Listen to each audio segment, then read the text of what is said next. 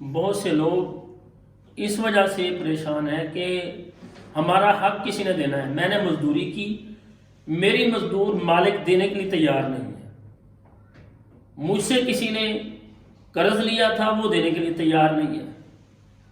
میرا حق بنتا ہے، میرا حق مجھے نہیں مل رہا، مکان میرا ہے کسی شخص نے قبضہ کر لیا ہے، جگہ میری ہے لیکن وہ میرا کوئی عزیز ہے اس نے قبضہ کیا ہوا ہے، وہ دینے کے لیے تیار نہیں ہے۔ اور بہت بڑا مسئلہ ناظرین ہمارے سامنے یہ آتا ہے کہ میرے سگے بھائی نے میری زمین پر قبضہ کیا ہوا ہے، میرا عزیز میرا قریبی رشتہ دار ہے اس نے میرے مکان پر قبضہ کیا ہوا ہے۔ اور اسی طرح سے خواتین وہ رابطہ کرتی ہیں کہ ہمارے بھائی ہمارا حق نہیں دے رہے۔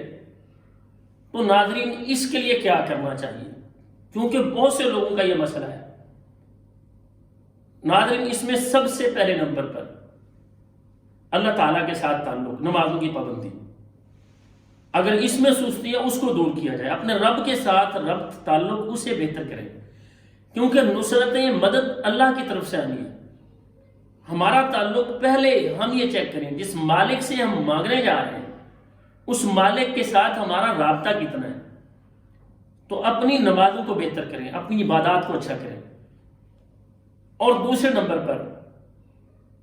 وہ دعا جو حضرت یونس علیہ السلام نے اس وقت پڑھی تھی جب وہ مچھلی کے پیٹ کے اندر تھے اور ظاہری اسباب کوئی نہیں تھے، جو وہاں پر بات سننے والا کوئی ہو، کوئی وہاں پر جا کے مدد کرنے والا ہو، ایسا کچھ بھی نہیں تھا۔ تو وہاں پر حضرت یونس علیہ السلام نے جو دعا پڑھی تھی، نادا فی الظلمات اللہ الہ الا انت سبحانک انی کنت من الظالمین۔ اللہ تعالیٰ فرماتے ہیں جب یونس علیہ السلام نے یہ دعا پڑھی فنجیناہ من الغم وکذالک ننجی المؤمنین، ہم نے یونس علیہ السلام کو اس تکلیف سے، اس پریشانی سے نجات دے دی، اور ہم اسی طرح سے اپنے بندوں کو، اہل ایمان کو نجات دیا کرتے ہیں۔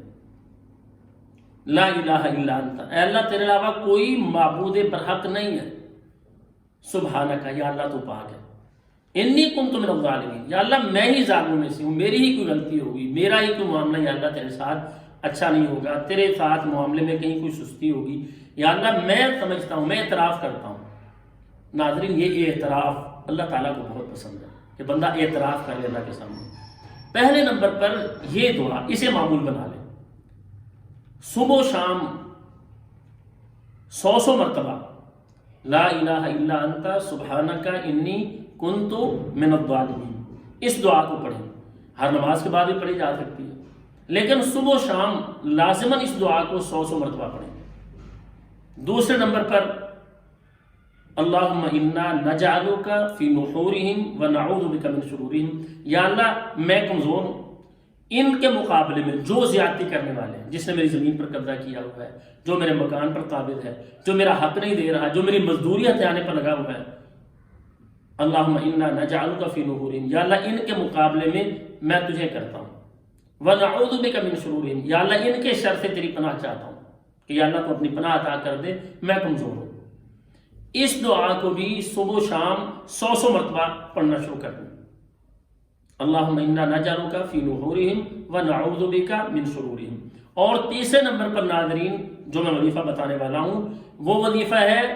حسبنا اللہ ونعم الوکیل۔ رسول اللہ صلی اللہ علیہ وسلم احزاب میں کھڑے تھے، قرآن مجید میں ہے لما رأى المؤمنون الاحزاب قالوا هذا ما وعدنا اللہ ورسولہ وصدق اللہ ورسولہ۔ جو اہل ایمان تھے انہوں نے جب دشمن کو دیکھا، دیکھ کر کہنے لگے آج اللہ تعالیٰ کی مدد ضرور آئے گی، جب بڑا لشکر سامنے ہے تو اللہ کی بڑی مدد بھی آئے گی۔ اور جو اہل ایمان تھے انہوں نے وہاں پر کہا تھا قالوا حسبنا اللہ ونعم الوکیل، ہمیں اللہ تعالیٰ ہی کافی ہے، ونعم الوکیل، اور بہترین کارساز ہے، معاملے نمٹانے میں، آسانیاں پیدا کرنے میں اللہ تعالیٰ کافی ہے۔ تو اللہ تعالیٰ نے وہاں پر مدد کی۔ تو ناظرین صبح و شام حسبنا اللہ ونعم الوکیل 100 مرتبہ پڑھنا شروع کر دیں۔ اور ناظرین اس کے ساتھ ساتھ یہ وظیفہ جو رسول اللہ صلی اللہ علیہ وسلم نے ہمیں بتایا ہے اس کو اپنائیں کہ اگر کوئی غم پریشانی آ گئی ہے وہاں پر کیا کرنا چاہیے۔ اللہم لا سہل الا ما جعلته سهلا وانت تجعل الحزن اذا شئت سهلا، یا اللہ کوئی آسانی نہیں مل سکتی مگر یا اللہ جس کو تو آسان کر دے، وانت تجعل الحزن اذا شئت سهلا، یا اللہ جب تو چاہتا ہے، انت تجعل الحزن اذا شئت سهلا، غموں کو آسانی میں بدل دیتا ہے۔ تو ناظرین یہ عمل صبح و شام، یہ جو میں نے آخری دعا بتائی ہے، اللہم لا سہلا الا ما جعلتہ سہلا وانت تجعل الحزن اذا شئت سہلا، 11 مرتبہ صبح و شام یہ دعا پڑھنا شروع کر دیں اور اپنی عبادات کو درست کریں، اللہ کے ساتھ تعلق رکھیں۔ یہ وظیفہ جو میں نے بتایا ہے یہ بہت ہی زبردست ہے، اس کو اپنائیں۔ ہماری دعا بھی ہے اللہ تعالیٰ ہر ایک کو پریشانیوں سے نکالے، اور جو حقوق پر غاصب ہے اللہ تعالیٰ اگر اہل اسلام انہیں ہدایت دیں، اور ہم دوسروں کے حقوق کا خیال رکھنے والے ہوں،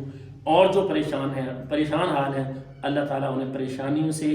غموں سے آسانیوں میں بدل کر اللہ تعالیٰ انہیں نجات عطا فرما دیں۔ السلام علیکم ورحمۃ اللہ وبرکاتہ۔